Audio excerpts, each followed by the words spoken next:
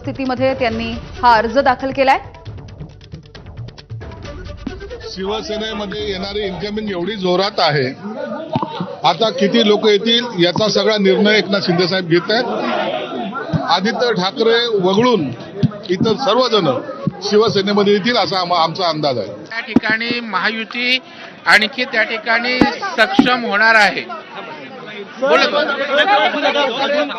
कायदेशीर बाबी पूर्ण करण्यासाठी अजून आमदार यावे लागतील, 2/3 अजून रडारवरती आहेत का? नाही, असं काही नाही। या सभागृहामध्ये अनेकदा उपसभापती हा विरोधी पक्षाचा झालेला आहे आणि जर एवढा मोठा निर्णय होतो याचा पूर्वतयारी झाल्याशिवाय शिंदे साहेब असा निर्णय घेत नाही। म्हणजे अजून परिषदेचे उरलेले 4 आमदार मार्गावरती आहेत। परिषद असेल, विधानसभा असेल, हे फक्त झाकी आहे, अजून त्यांचं बरंच ऑपरेशन बाकी आहे। कायदेशीर अडचणी काही येऊ शकतात असं वाटतं का? मला अजिबात असं वाटत नाही।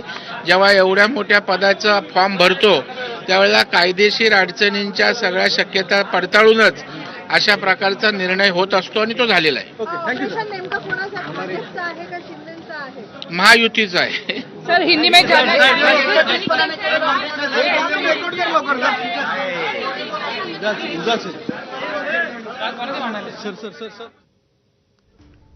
तर आमदार प्रवीण दरेकर यांची देखील ही प्रतिक्रिया आपण बघतोय। महायुती आता या सगळ्यामुळे अधिक सक्षम होणार असल्याचा दावा दरेकर करतायत। सचिन अहिर यांची जर आपण एकूण राजकीय कारकीर्द बघायची झाली तर